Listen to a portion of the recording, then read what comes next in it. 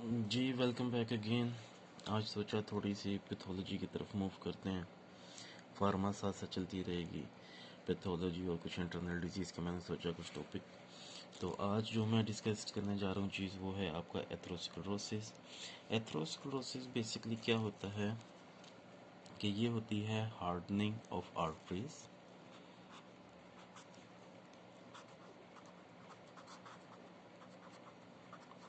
Hardening of arteries,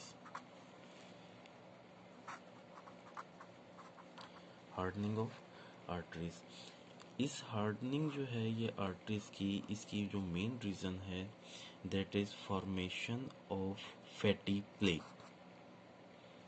formation of plug, और you can say plug formation, plug formation. ये जो plug formation होता है ये बेसिकली हमारे पास वैक्सी सब्सटेंस होता है, वैक्सी सब्सटेंस, और मोस्टली इसमें हमारे पास लिपिड्स होते हैं। ठीक हो गया। इसके बाद अगर आप देखें कि ये जो डिजीज़ एथरोस्क्लेरोसिस है ये कॉमन कॉज होती है हमारी,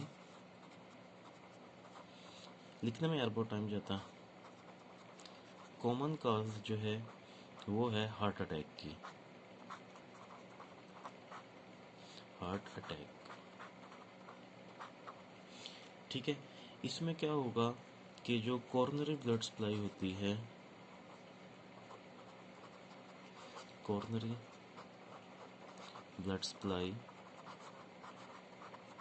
वो जो है उसमें स्टॉपेज हो जाएगी, जिसकी वजह से होगा इस्कीमिया।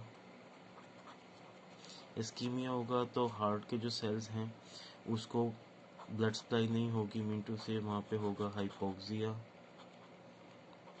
वहाँ पे होगा हाइपोक्सिया, और हाइपोक्सिया लीड करेगा फिर हार्ट अटैक को। और अगर इसका फौरी तौर पे ट्रीटमेंट इमरजेंसी केसेस पे ना हुआ तो पेशेंट जो है इसमें डाई भी कर सकता है। ठीक है। ये जो है इसके थोड़ा सा रफली मैंने आपको इंट्रोडक्शन दिया। इसके बाद देखें कि इसकी फॉर्मेशन कैसे होती है। ठीक है। इसमें पहले तो एक चीज़ आपको याद रखनी चाहिए, यहाँ पे इम्पोर्टेंट चीज़ है कि ये सेवेरिटी के हिसाब से होती है। अगर मैं आपको सिंपल सी एक डायग्राम बना के आपको दिखाऊं तो इसमें फॉर एग्जांपल कि हमारे पास ये एक नॉर्मल ब्लड वेसल है। ठीक हो गया। उसमें इसमें क्या हो रहा होगा कि यहाँ पे आरबीसी जो है वो मूव कर रहे होंगे, राइट। आरबीसी जो है वो मूव कर रहे हैं। ठीक है।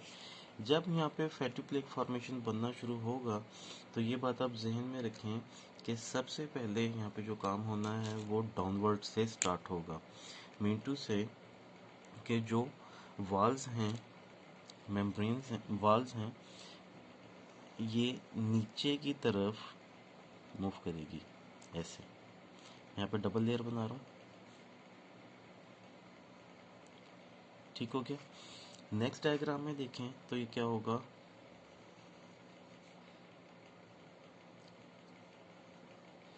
कि नेक्स्ट डायग्राम में ये अंदर की तरफ मूव करना शुरू कर देंगे।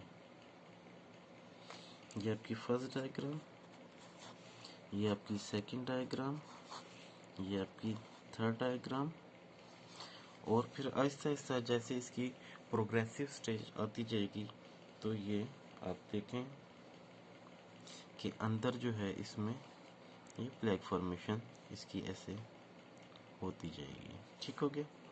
ये आपकी फोर्थ डायग्राम। ठीक है। अब प्लेग फॉर्मेशन है तो मैं यहाँ पे थोड़ा सा येलो कलर देता हूँ ताकि आपको पता चल जाए कि यहाँ पे फॉर्मेशन, एकमोलेशन हो रही है किसकी, लिपिड्स की। ठीक। आई होप कि आपको एक छोटा सा इसका आइडिया मिल गया होगा।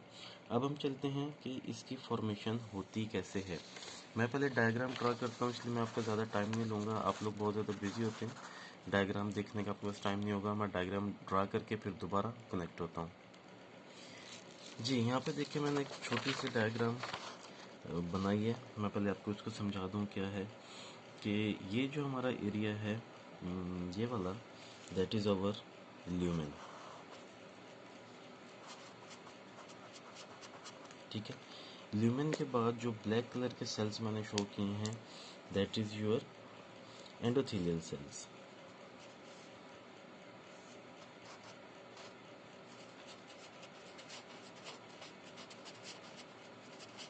Endothelial layer.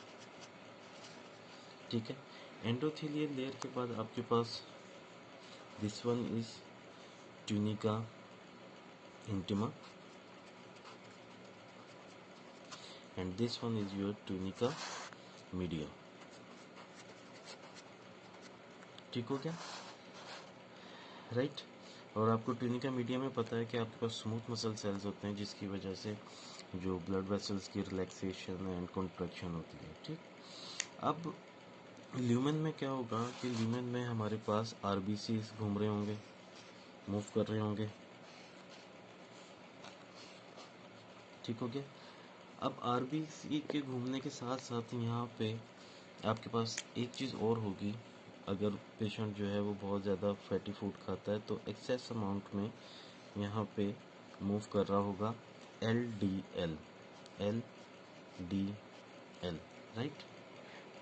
यहाँ पे LDL मूव कर रहा होगा। ठीक हो गया, अब बेसिकली यहाँ पे होना क्या है कि ये जो LDL है, LDL ने मूव करना है अंदर की तरफ। ठीक है, ये LDL मूव करेगा कहाँ पे, इंटिमा में। ठीक, ये LDL मूव करेगा इंटिमा में, और इंटिमा में आने के बाद ये जो LDL है ये कन्वर्ट होगा किसमें, ऑक्सीडाइज्ड LDL में। ठीक है, ये अंदर आया और ये फॉर एग्जांपल अंदर आ गया। ठीक, अंदर आने के बाद यहाँ पे क्या होगा कि जो एपिथेलियल सेल्स हैं आपके, एपिथेलियल सेल्स ने यहाँ पे प्रोड्यूस करनी है, आप एक मिनट, मेटेलोपेंक्रिएज ये प्रोड्यूस करेगी मेटेलो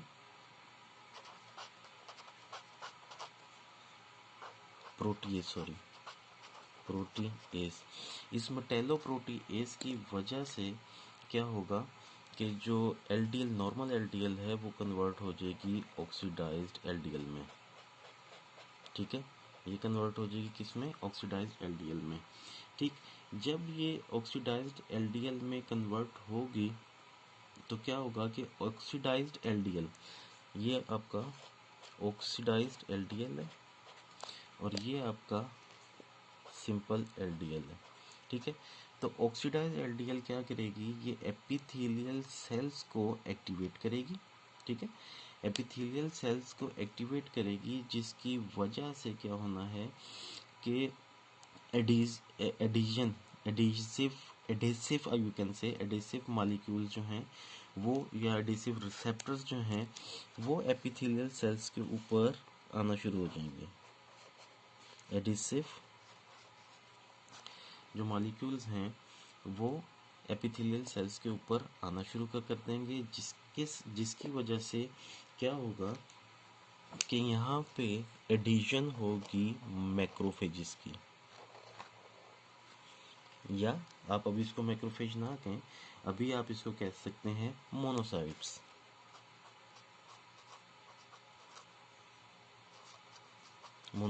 राइट। फिर क्या होंगे कि ये मोनोसाइट्स जो हैं ये मूव करेंगे एपिथेलियल की डिसफंक्शन की वजह से इनवर्ड, राइट। अंदर आने के बाद इन्होंने क्या करना है, इन्होंने मैक्रोफेजिस का काम स्टार्ट करना है, और ये क्या करेंगे कि अपने अंदर ये जो ऑक्सीडाइज्ड LDL थी इसको कैप्चर करना शुरू कर देंगे। ठीक है, इसको अपने अंदर लेना शुरू कर देंगे। अब ये जो मैक्रोफेजिस है जिसके अंदर ऑक्सीडाइज्ड LDL प्रेजेंट है, इसको हम कहते हैं फोम सेल, राइट। इसको हम कहते हैं फोम सेल। अब फोम सेल का बेसिकली 2-3 फंक्शन होते हैं, ठीक है। पहला फंक्शन इसका ये होता है कि ये यहाँ पे मैं लिख देता हूँ फोम सेल। इसने पहले नंबर पे क्या करना होता है कि इसने प्रमोट करना है एसएमसी स्मूथ मसल सेल्स की माइग्रेशन को, ठीक है, स्मूथ मसल्स की माइग्रेशन को। और दूसरा इसने क्या करना है, अच्छा, स्मूथ मसल्स की माइग्रेशन कहाँ से, from media, tunica media to intima, tunica media से ट्यूनिका इंटिमा में स्मूथ मसल्स की माइग्रेशन करेगा। तो आप यहाँ पे आप बना दें, 1-2 सेल्स बना दें इसके, ठीक हो गया। दूसरा चीज़ इसने जो इम्पोर्टेंट काम करना होता है, ये प्रमोट करता है कोलेजन्स को, ठीक है, इसने प्रमोट करना है कोलेजन।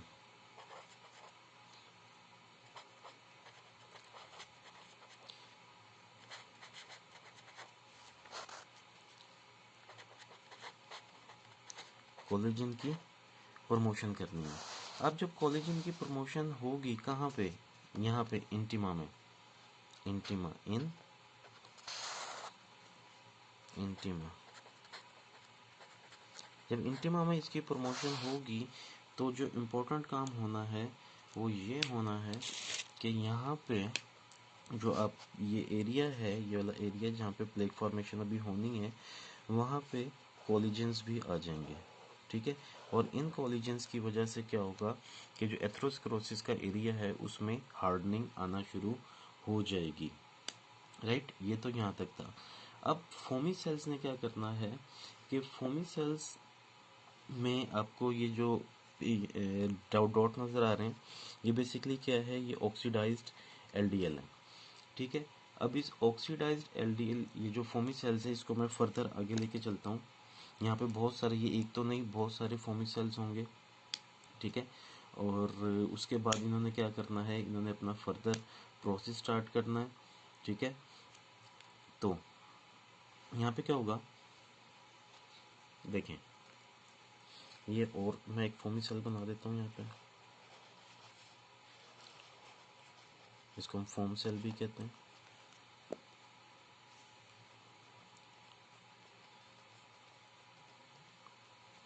ठीक है। ये एक और फोम सेल बन गया है यहाँ पे। फोम सेल जब यहाँ पे बन जाएगा तो इसकी एक अपनी कैपेसिटी होगी कि वो कितना जो है ऑक्सीडाइज्ड एलडीएल को अपने अंदर ले सकता है। तो इसने 2 तरह के फिर फर्दर फंक्शन परफॉर्म करने होते हैं। एक, पहले तो फोमी सेल ब्लास्ट होगा, ब्लास्ट होने के बाद यहाँ पे फ्री कंडीशन में आ जाएगी क्या, ऑक्सीडाइज्ड एलडीएल, ठीक है, फ्री कंडीशन में ऑक्सीडाइज्ड एलडीएल आ जाएगी। और दूसरा इसमें क्या होगा कि यहाँ पे मैं दूसरे कलर का मार्कर उठा लूँ, यहाँ पे डीएनए भी आ जाएगा, जो कि इस फोमी सेल का डीएनए होगा, ठीक है। ये डीएनए जो होता है ये अट्रैक्ट करता है, अट्रैक्ट, यार मेरी इंग्लिश के स्पेल थोड़े से उल्टे सीधे होते हैं तो ज़रा सॉरी। ये अट्रैक्ट करेगा न्यूट्रोफिल्स को,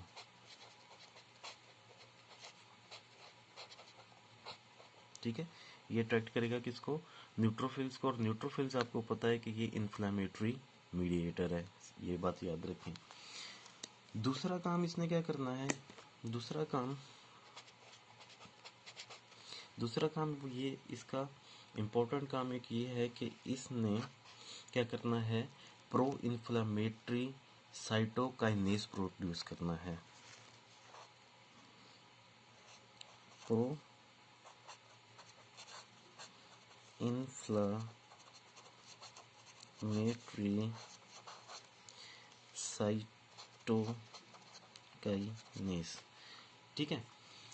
अब साइटोकाइनेज भी आपको पता है कि ये इन्फ्लेमेटरी मीडिएटर है। अब यहाँ पे बेसिकली होगा क्या कि इन दोनों की वजह से मैं ब्लैक पेन ही यूज़ करता हूँ। इन दोनों की वजह से इस एरिया में इन्फ्लेमेशन हो जाएगी, यहाँ पे इन्फ्लेमेशन हो जाएगी। ठीक हो गया। अब यहाँ पे आप देखें कि आपके पास कैप्चर फॉर्म में भी ऑक्सीडाइज्ड एलडीएल है और फ्री फॉर्म में भी ऑक्सीडाइज्ड एलडीएल होगी। हमारे पास यहाँ पे स्मूथ मसल्स भी होंगे, हमारे पास यहाँ पे क्या होगा, कोलेजन भी होगी, जिसकी वजह से ये जहाँ प्लेग बन रहा है ठीक है, ये जो प्लेग बन रहा है, मैं इसको ऐसे कर देता हूँ आपको, ये यहाँ पे ये प्लेग फॉर्मेशन हो रही है। ठीक है, तो ये जो यहाँ पे प्लेग बन रहा है, इसमें इस कोलेजन की वजह से यहाँ पे हार्डनिंग भी आ जाएगी। अब इम्पोर्टेंट चीज़ इसकी एक और है कि ये जो आपके पास प्लेग फॉर्मेशन हो रही है, इसके अंदर कंप्लीट ब्लड सप्लाई भी होगी। और ये जो कंप्लीट ब्लड सप्लाई होनी है, ये कहाँ से आ सकती है? अगर आपके थोड़ा बहुत ज़हन में हो तो आपको पता होगा कि जो ब्लड वेसल्स हैं उनकी अपनी भी प्रॉपर ब्लड सप्लाई होती है, जिसको हम कहते हैं वास वेजरम। ठीक है, तो वास वेजरम से इस प्लेग फॉर्मेशन वाले एरिया में ब्लड सप्लाई भी होगी। वेजरम, कुछ लोग इसको वास वेजरम भी कहते हैं और कुछ इसको वजा वेजरम भी कहते हैं।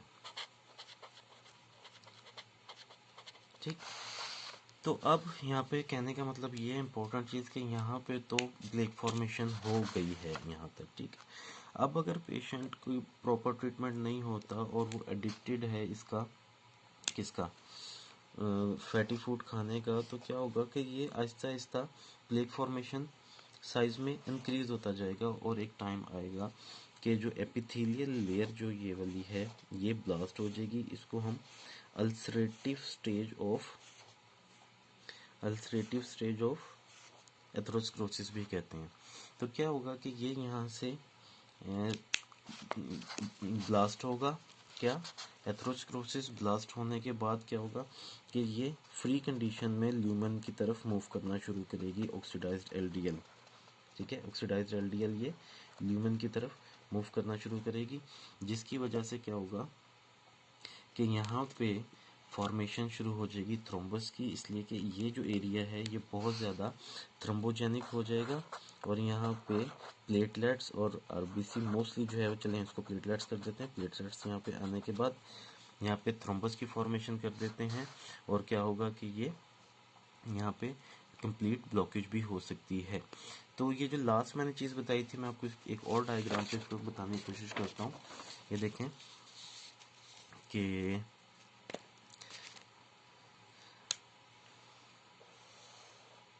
ठीक,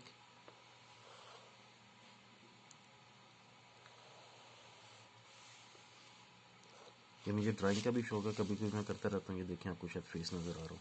अच्छा, अब ये देखें यहाँ पे जो लास्ट डायग्राम मैंने डिटेल से बनाई थी उसमें मैंने आपको ये वाला एरिया शो किया था। ठीक है, हमने ये यहाँ पे फॉर्मेशन देखी थी इसकी। अब होगा क्या कि जब इसमें ब्लास्टिंग होगी तो फ्री ये जो है ऑक्सीडाइज्ड एलडीएल यहाँ पे आएगी। ठीक है, और यहाँ पे जो है क्या कहते हैं उसको, आपके प्लेटलेट्स की वजह से यहाँ पे थ्रोम्बस फॉर्मेशन शुरू हो जाएगी, जिसकी वजह से यहाँ पे कंप्लीट ब्लॉकिंग हो जाएगी और जो ब्लड है वो आगे नहीं जाएगा। जब ब्लड हार्ट के मसल्स तक नहीं पहुंचेगा तो हार्ट जो है वो काम करना छोड़ देगा हाइपोक्सिया की वजह से, उसमें सेल्स की डेथ होना स्टार्ट हो जाएगी। यहाँ पे एक चीज़ मैं आपको और बता दूं, पीछे वाली फोटो में चलते हैं हम, कि देखें जब एलडीएल अनऑक्सीडाइज फॉर्म में अंदर आती है और आने के बाद ऑक्सीडाइज में कन्वर्ट हो जाती है, तो ये यहाँ पे ट्रैप हो जाएगी। ऑक्सीडाइज फॉर्म में एलडीएल जो एपिथेलियल लेयर है उसके थ्रू वापस नहीं जा सकती, और फिर आगे हमारा फोमिसेल वाला सिस्टम स्टार्ट हो जाता है। तो इसके बारे में यार ज़रूर कमेंट कीजिएगा कि ये कैसे लगा आपको। शेयर लाइक लाजमी करें। इसमें और डिटेल चाहिए हो तो आप मुझे बताइएगा। ये सिर्फ एक ये आपको मैं बता रहा हूँ, ये सिर्फ जस्ट एक इसका एक नो हाउ थी। अगर आपको इतना भी पता हो तो ये बहुत अच्छी चीज़ होगी। तो thank you very much, so nice of you कि आपने मेरी वीडियोस को पसंद कर रहे हैं, कमेंट दे रहे हैं। प्लीज़ लाइक करें, शेयर करें। Thank you so much. So nice of you for your time. Thank you.